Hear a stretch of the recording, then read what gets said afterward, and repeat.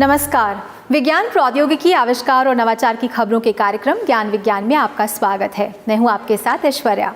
आज के इस अंक में हम बात करेंगे विज्ञान एवं प्रौद्योगिकी विभाग के इंस्पायर अवार्ड मानक की, जिसकी ऑनलाइन आवेदन प्रक्रिया शुरू हो चुकी है। इसके अलावा बताएंगे भारत में तैयार हो रही विश्व की सबसे चुनौतीपूर्ण इंजीनियरिंग परियोजना रोहतांग पास टनल की खबरें और भी होंगी, लेकिन सबसे पहले देखते हैं इस अंक की सुर्खियां। इंस्पायर अवार्ड मानक 2021 के लिए आवेदन आमंत्रित। विज्ञान एवं प्रौद्योगिकी विभाग द्वारा संचालित स्कूली छात्रों के लिए नवोन्मेषी प्रोत्साहन कार्यक्रम। फेफड़ों के गंभीर रोग की निगरानी के लिए उपकरण विकसित। भारतीय प्रौद्योगिकी संस्थान खड़गपुर के शोधकर्ताओं ने तैयार किया आर्टिफिशियल इंटेलिजेंस आधारित system. World wild life fund की लिविंग प्लैनेट रिपोर्ट 2020 जारी। अध्ययन में सामने आए रीढ़दार जानवरों की आबादी में गिरावट के चिंताजनक नतीजे। और पूरे विश्व में अंतर्राष्ट्रीय तटीय स्वच्छता दिवस का आयोजन। भारत में चल रहे तट प्रबंधन और संरक्षण कार्यक्रमों के तहत हो रही है देश के तटों की कायापलट। और अब खबरें विस्तार से। देश में विज्ञान और प्रौद्योगिकी के क्षेत्र को बढ़ावा देने, विज्ञान के प्रति समझ विकसित करने और तर्कसंगत पीढ़ी तैयार करने के उद्देश्य से भारत सरकार स्कूली छात्रों और किशोरों के लिए कई आकर्षक स्कीम चला रही है। इन्हीं में से एक है विज्ञान एवं प्रौद्योगिकी विभाग द्वारा संचालित इंस्पायर अवार्ड मानक। इस साल भी इस नवोन्मेषी प्रोत्साहन कार्यक्रम के लिए छात्रों से ऑनलाइन आवेदन मंगवाए गए हैं। इन्हीं में से चुने हुए विद्यार्थियों को million minds augmenting national inspiration and knowledge यानी मानक पुरस्कार से नवाजा जाएगा। ज्ञान विज्ञान की एक रिपोर्ट।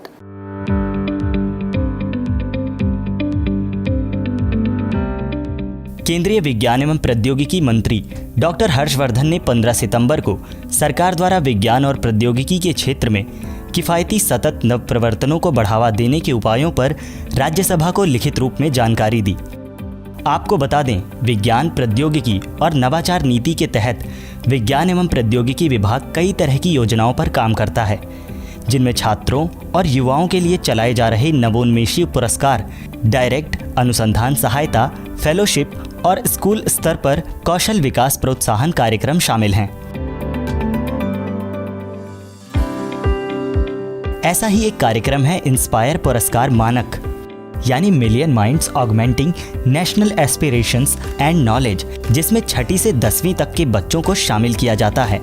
विज्ञान और प्रौद्योगिकी विभाग ने 2017 में राष्ट्रीय नवप्रवर्तन प्रतिष्ठान NIF के साथ मिलकर इस कार्यक्रम की शुरुआत की थी, ताकि देश भर में फैले करीब 6 लाख स्कूलों से युवा कल्पनाशील विचारों की ताकत का दोहन किया जा सके, उन विचारों को निखारा जा सके, ताकि वे सामान्य जीवन में आने वाली कई समस्याओं का समाधान प्रस्तुत कर सकें।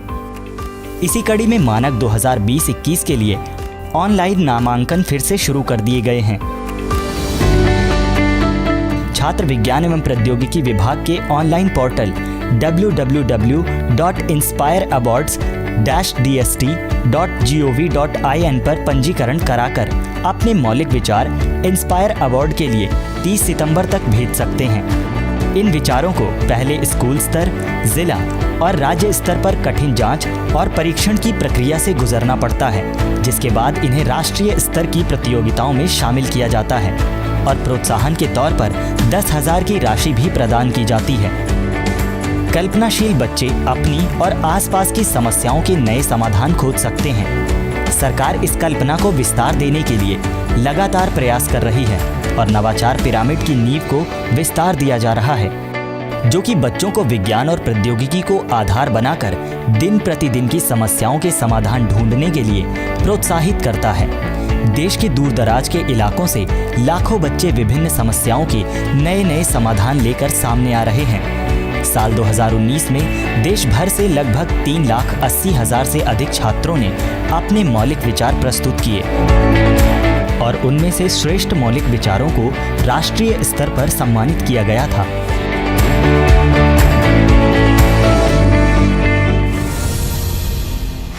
आर्टिफिशियल इंटेलिजेंस प्रौद्योगिकी अब चिकित्सा के क्षेत्र में भी महत्वपूर्ण भूमिका निभाती नजर आ रही है। हाल ही में भारतीय वैज्ञानिकों ने फेफड़ों से जुड़ी खतरनाक जानलेवा बीमारी की नैदानिक जांच के लिए एक उपकरण विकसित किया है।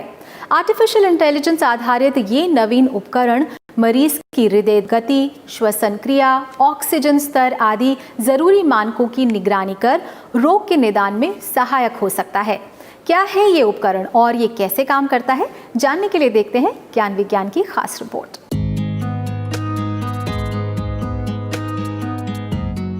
सांस का फूलना, सीने में घरघराहट, सांस लेने में दिक्कत, दवाइयां लेने के बाद भी लगातार खांसी का बना रहना, ये लक्षण हैं फेफड़ों की पुरानी बीमारी के, जिन्हें चिकित्सा के क्षेत्र में क्रॉनिक ऑब्स्ट्रक्टिव पल्मोनरी डिजीज यानी COPD कहा जाता है। आमतौर पर हानिकारक गैसों और प्रदूषकों के लगातार संपर्क में आने के कारण पनपने वाली ये बीमारी भारत जैसे देशों में बहुत आम है। देखा जाए तो दिल की बीमारियों से होने वाली मौतों के बाद COPD मौत के मामले में दूसरे स्थान पर आती है। एक रिपोर्ट के मुताबिक सिर्फ साल 2017 में ही COPD से देश में करीब 10 लाख लोगों की जान चली गई। वहीं मौजूदा कोरोना काल में COPD मरीजों में वायरस का प्रकोप और मृत्यु दर 63% से ज्यादा दर्ज की गई। COPD की सही समय पर पहचान नहीं हो पाती और जब तक रोग का पता लगता है तब तक बीमारी विकराल रूप ले चुकी होती है। ऐसे में बहुत जरूरी हो जाता है कि रोगी के नैदानिक लक्षणों का सही समय पर पता लगाया जा सके। COPD के निदान का बेहतरीन मापदंड स्पाइरोमीटर है और एक रिपोर्ट के अनुसार केवल 10% भारतीय विशेषज्ञ डॉक्टर वास्तव में स्पाइरोमीटर का उपयोग करते हैं। समस्या न केवल परीक्षण की लागत है बल्कि डेटा को समझने में कठिनाई की भी है। भारतीय प्रौद्योगिकी संस्थान खड़गपुर के शोधकर्ताओं ने COPD का पता लगाने के लिए एक इंटरनेट ऑफ थिंग्स और आर्टिफिशियल इंटेलिजेंस आधारित नैदानिक उपकरण प्रणाली विकसित की है, जो रोगी के जरूरी शारीरिक गतिविधि मानकों की निगरानी कर फेफड़ों की क्रॉनिक बीमारी के निदान में सहायक हो सकती है।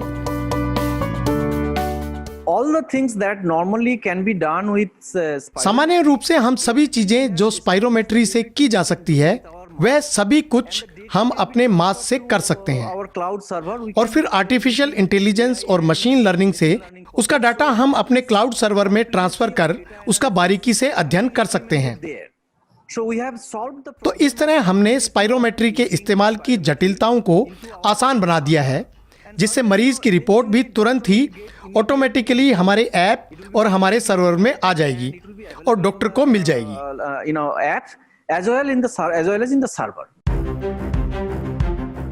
सेनफ्लेक्स नाम के इस सिस्टम में मुख्य रूप से 3 घटक हैं। पहला एक स्मार्ट मास्क, दूसरा मोबाइल ऐप और IoT cloud server. Smart mask Bluetooth के माध्यम से एंड्रॉयड बेस्ड मॉनिटरिंग एप्लीकेशन से जुड़ा होता है, जो मोबाइल द्वारा क्लाउड सर्वर से अटैच कर दिया जाता है। मास्क द्वारा रोगी की श्वसन दर, हृदय गति, सांस लेने का पैटर्न और रक्त में ऑक्सीजन मात्रा का डेटा रिकॉर्ड होकर क्लाउड में पहुंच जाता है, जहां मशीन लर्निंग द्वारा कृत्रिम बुद्धिमत्ता का उपयोग कर COPD की गंभीरता का अंदाजा लगाया जाता है। पूरी एनालिसिस के बाद रिपोर्ट मोबाइल ऐप पर आ जाती है, जिसे डॉक्टरों द्वारा परामर्श के लिए इस्तेमाल किया जा सकता है।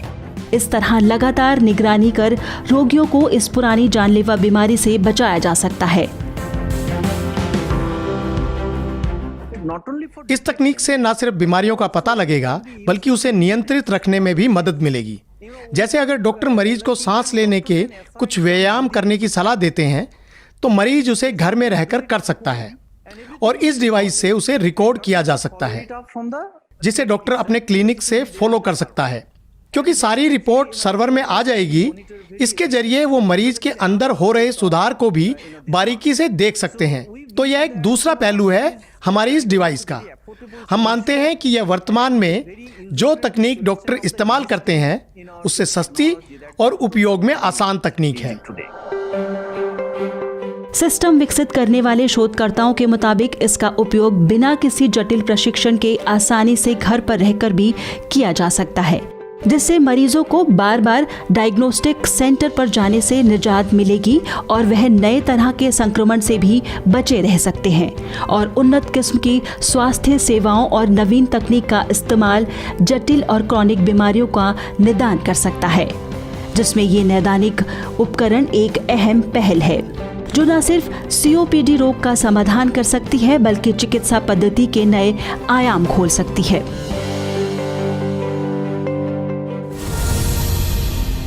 और ज्ञान विज्ञान में फिलहाल वक्त हो गया एक छोटे से ब्रेक का। हम अभी लौटते हैं, आप कहीं मत जाइएगा।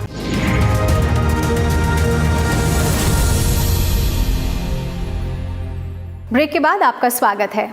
वर्ल्ड वाइल्ड लाइफ फंड की लिविंग प्लैनेट रिपोर्ट 2020 के अनुसार रीढ़ वाले जानवरों की वैश्विक आबादी में आधी सदी से भी कम समय में 68% की गिरावट आई है। मोटे तौर पर यही पर्यावरणीय बदलाव कोविड-19 जैसे जानवरों से फैलने वाली बीमारियों यानी जूनोटिक रोगों के उभरने के भी कारण हैं। लिविंग प्लैनेट इंडेक्स ने 1970 और 2016 के बीच 4000 से अधिक रीढ़दार प्रजातियों की लगभग 21,000 आबादियों को ट्रैक किया है, जिसमें दुनिया भर के 125 से अधिक विशेषज्ञों का योगदान है। रिपोर्ट के मुख्य निष्कर्ष और इन निष्कर्षों पर पहुंचने के लिए अपनाए गए तरीकों पर आइए देखते हैं ये रिपोर्ट।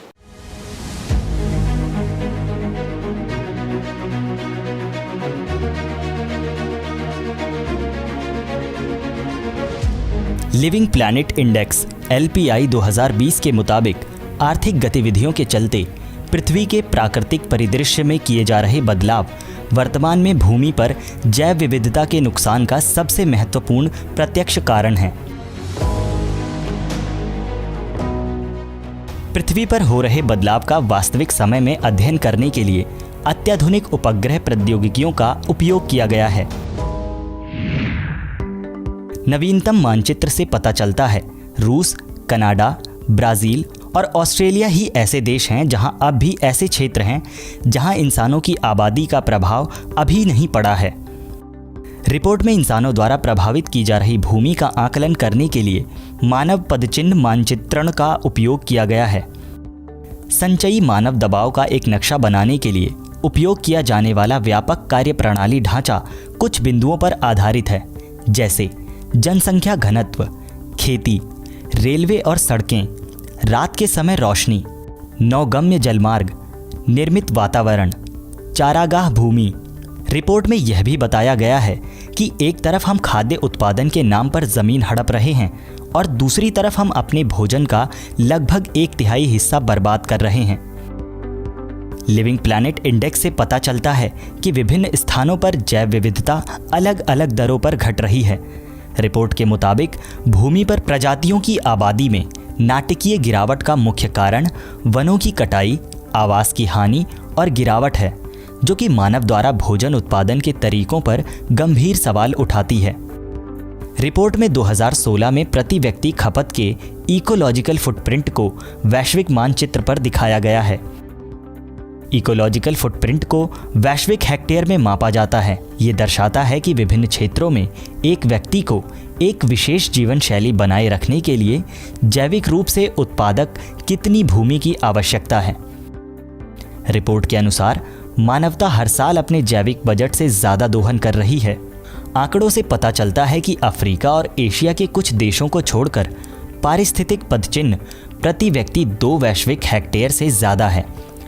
संयुक्त राज्य अमेरिका, कनाडा, रूस और ऑस्ट्रेलिया जैसे देशों में यह प्रति व्यक्ति 5 वैश्विक हेक्टेयर से भी अधिक है। ऐसे में कहा जा सकता है कि हमारे पारिस्थितिक पदचिह्न पृथ्वी के पुनः उत्पादन की दर को पार कर गए हैं। हालांकि भारत उन देशों में शामिल है जहां प्रति व्यक्ति 1.6 वैश्विक हेक्टेयर से कम दर का इकोलॉजिकल फुटप्रिंट है।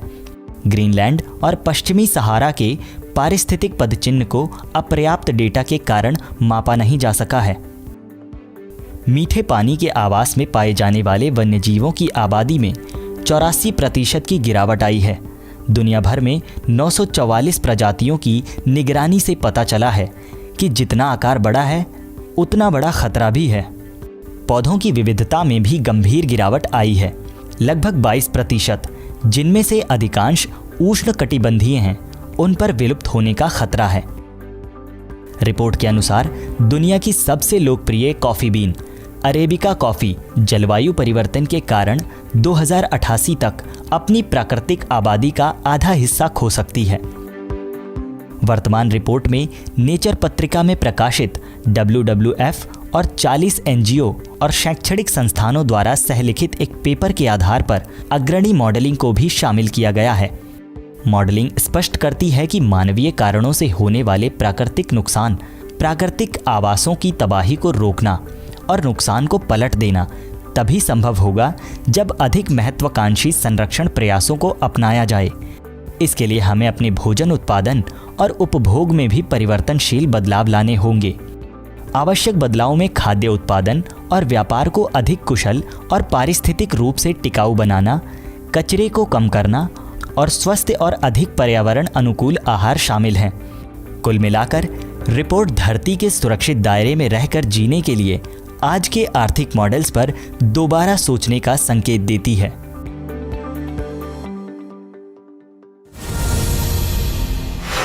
शनिवार को दुनिया भर में अंतर्राष्ट्रीय तटीय स्वच्छता दिवस मनाया जा रहा है।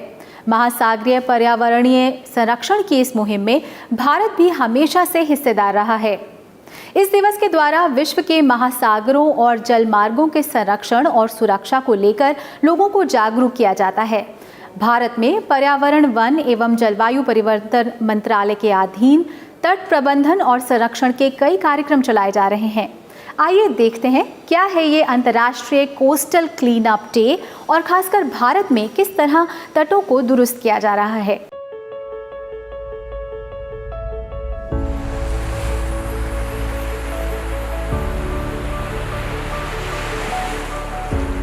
समुद्र तट हमेशा ही लोगों को अपनी ओर आकर्षित करते रहे हैं। पर्यटन की दृष्टि से जितना इनका महत्व है, उससे कहीं ज़्यादा मानव विकास में इन तटों का योगदान रहा है। लेकिन इसी विकास की होड़ और प्राकृतिक संसाधनों के दोहन ने तटीय पर्यावरण को भी नुकसान पहुंचाया। जहाज़ों के आवागमन से तेल का रिसाव, तटीय बस्तियों और उनके समुद्र से जुड़े रोजगार ने तटों को खूब प्रदूषित किया। इन प्रदूषकों में आमतौर पर सिगरेट बट्स, खाने के रैपर, प्लास्टिक की वस्तुएं, बोतलें आदि शामिल हैं, जिनमें सबसे खतरनाक है गैर बायोडिग्रेडेबल प्लास्टिक। एक अनुमान के मुताबिक इस समय महासागरों में प्लास्टिक के 5.25 खरब टुकड़े मौजूद हैं, जो समुद्र के इकोसिस्टम को असंतुलित कर रहे हैं।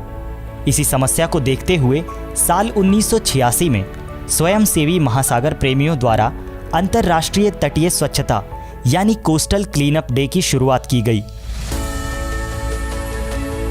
तब से हर साल सितंबर माह के तीसरे शनिवार को यह दिवस मनाया जाता है, जिसमें अब लगभग दुनिया के 100 देशों में बड़े स्तर पर पर्यावरण प्रेमी, स्वयंसेवी और अब सरकारी संस्थान भी हिस्सा लेते हैं।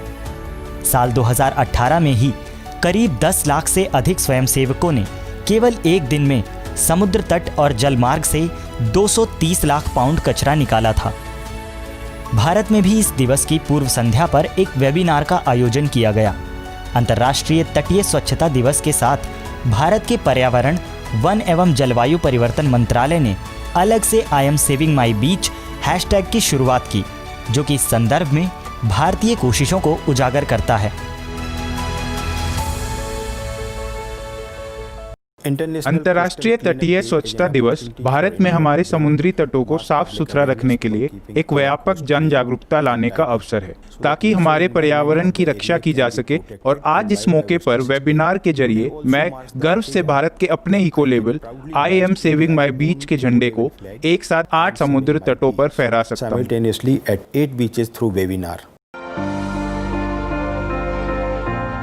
भारतीय तटों के लिए पर्यावरण, वन एवं जलवायु परिवर्तन मंत्रालय एकीकृत तटीय प्रबंधन की संस्था यानी साइकॉम समुद्र तट पर्यावरण और सौंदर्य शास्त्र प्रबंधन प्रणाली यानी बीम्स कार्यक्रम चला रही है। ये कार्यक्रम एकीकृत क्षेत्रीय प्रबंधन परियोजना का हिस्सा है, जिसका मकसद समुद्र से प्रदूषण दूर करना, कचरा प्रबंधन, तटीय इलाकों की साफ सफाई, तटीय इलाकों में सैलानियों को सुविधाएं प्रदान करना है।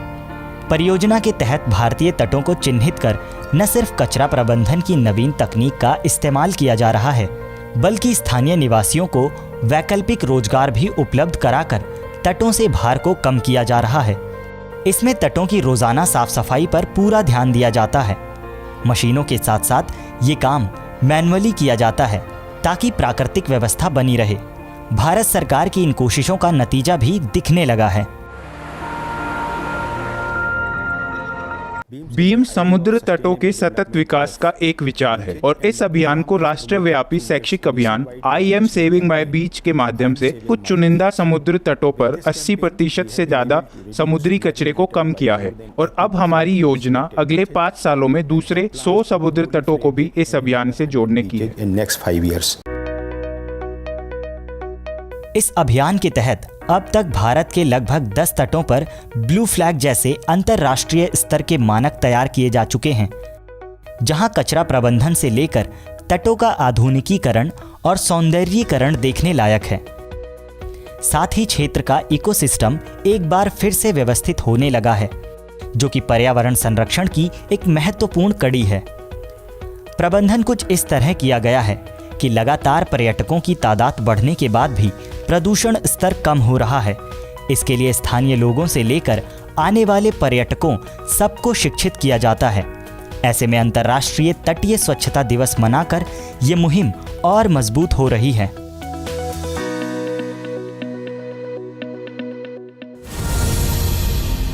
वक्त एक और छोटे से ब्रेक का, लेकिन आप कहीं मत जाइएगा, हम अभी लौटते हैं।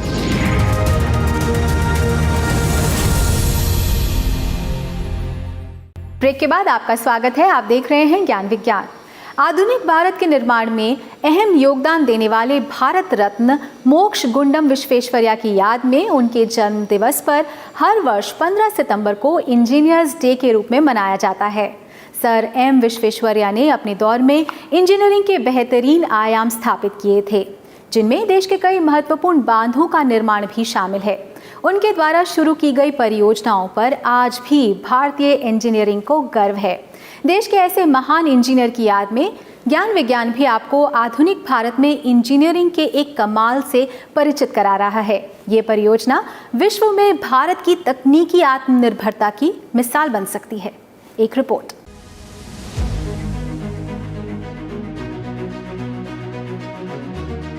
देश के दुर्गम पर्वतीय क्षेत्र में परिवहन व्यवस्था एक जटिल काम है। ऐसा ही क्षेत्र है लेह लद्दाख। हिमाचल प्रदेश के मनाली से लेह तक जाने वाला रास्ता कई कठिन भौगोलिक परिस्थितियों को पार कर एक रोमांचक सफर पर ले जाता है, लेकिन बर्फबारी के बाद आमतौर पर ये रास्ते बंद हो जाते हैं और लगभग साल के 6 से 9 महीने ये क्षेत्र एक दूसरे से बिल्कुल कट जाते हैं। लेह लद्दाख ही नहीं बल्कि इनके बीच पड़ने वाले क्षेत्र भी मानो नक्शे से गायब हो जाते हैं। हर साल भारी मशीनों द्वारा रास्तों की बर्फ साफ करना अपने आप में कठिन काम होता है और इसी समस्या को देखते हुए साल 2000 में मनाली लेह मार्ग पर रोहतांग दर्रे से एक सुरंग निर्माण की योजना बनी और मई 2002 में पहाड़ों को काटकर लगभग 9 किलोमीटर लंबी सुरंग तैयार करने की जिम्मेदारी सीमा सड़क संगठन बीआरओ को सौंपी गई और फिर जून 2010 में सुरंग बनाने का काम शुरू हो गया। दक्षिण में धूंधी से उत्तर में सीसू तक बनने वाली इस परियोजना को भौगोलिक स्थिति और कठिन मौसम के चलते पूरा करना इंजीनियरिंग की चुनौती थी। बीआरओ के बेहतरीन इंजीनियरों ने काम शुरू किया, जो विश्व के सबसे चुनौतीपूर्ण सिविल इंजीनियरिंग निर्माण में से एक है। ब्लास्ट द्वारा चट्टानों को तोड़ना, अत्याधुनिक मशीनों और तकनीक से पहाड़ों की कटाई, भूस्खलन से लेकर अचानक पानी के रिसाव जैसी न जाने कितनी अड़चनों को पार कर अब ये सुरंग बनकर तैयार हो चुकी है। सुरंग में हर 60 मीटर की दूरी पर सीसीटीवी कैमरे और अग्निरोधी उपकरण लगाए गए हैं। प्रत्येक 500 मीटर पर आपातकालीन निकास बनाए गए हैं। करीब 3200 करोड़ रुपए की लागत से बनी इस सुरंग का नाम पूर्व प्रधानमंत्री और भारत रत्न अटल बिहारी वाजपेयी के नाम पर रखा गया है। 10,000 फीट की ऊंचाई पर बनी इस अटल रोहतांग सुरंग में कोई भी वाहन अधिकतम 80 किलोमीटर प्रति घंटे की रफ्तार से दौड़ सकेगा। ये सुरंग हर मौसम में इन दुर्गम क्षेत्रों को सड़क मार्ग से जोड़ेगी। साथ ही इसके संचालन से मनाली से लेह के बीच तकरीबन 46 किलोमीटर का रास्ता कम हो जाएगा, जिससे मनाली से लेह तक आने जाने में 4 से 5 घंटे का समय भी कम हो जाएगा। ये सुरंग 10.5 मीटर चौड़ी और 5.25 मीटर ऊंची है, यानी भारी वाहनों का भी आवागमन आसानी से हो सकता है। इंजीनियरिंग के इस कमाल से न सिर्फ रास्तों की समस्या खत्म होगी, बल्कि लेह से लेकर लाहौल स्पीति घाटी क्षेत्र में विकास के नए रास्ते भी खुलेंगे। इसके साथ ही यह सुरक्षा की दृष्टि से भी बहुत अहम है। इस सुरंग से लद्दाख में तैनात भारतीय सैनिकों तक रसद और जरूरी सामान पहुंचाना भी आसान हो जाएगा।